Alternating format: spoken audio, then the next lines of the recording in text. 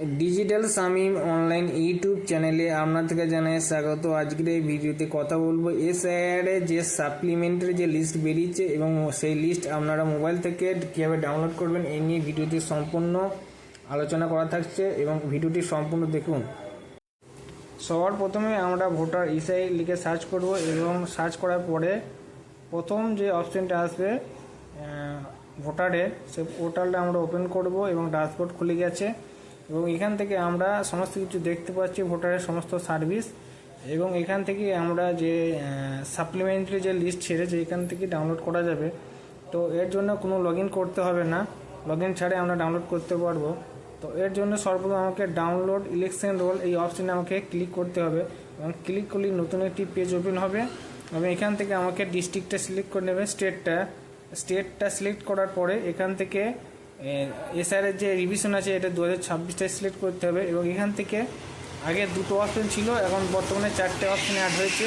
প্রথম যে অপশনটা আছে যাদের অ্যাডজুডিকেশন সাপ্লিমেন্টারি লিস্ট নম্বর 1, তো এই লিস্ট হচ্ছে যাদের মানে অ্যাডজুডিকেশন ছিল কিন্তু বর্তমানে বৈধ ভোটার বলে মনে করা হয়েছে তাদের লিস্ট হচ্ছে প্রথম লিস্টে থাকবে এবং দ্বিতীয় যে লিস্টটা আছে অ্যাডজুডিকেশন ডিলিটেড লিস্ট নম্বর 1, এটা হচ্ছে যারা বিচারক ছিল তারা বৈধ ভোটার বলে মনে করে না, কাগজপত্র যাচাই করার পরে তাদের এই লিস্টে নাম থাকবে।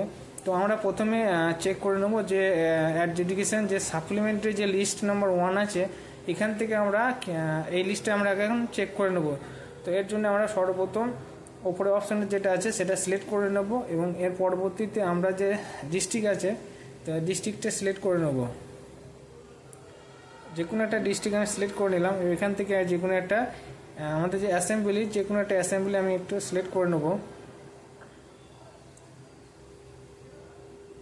তো অ্যাসেম্বলি সিলেক্ট করার পরে এখানে ল্যাঙ্গুয়েজটা বেঙ্গলি থাকবে এবং নিচে যে ক্যাপচাটা আছে ক্যাপচাটা এখানে বসাতে হবে দেখে এবং যে কোনো একটি পার্টের নাম, পার্ট নম্বর এবং পার্টের নাম সিলেক্ট করতে হবে।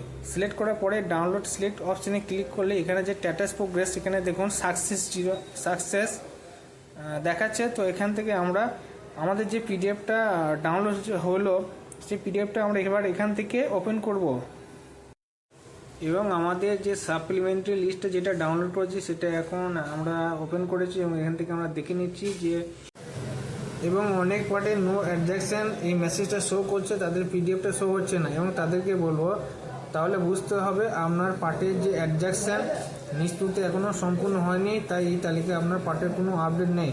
এর মানে কি যাদের এই ধরনের লেখা দেখাচ্ছে তাদের পার্টের সাপ্লিমেন্টারি তালিকা এখনও প্রকাশ হয়নি। কি করবেন চিন্তা করবেন না, নির্বাচন পর্যন্ত প্রতি শুক্রবার নতুন তালিকা প্রকাশ হবে এবং পরবর্তী তালিকাগুলোতে আপনার পার্টের আপডেট আসতে পারে।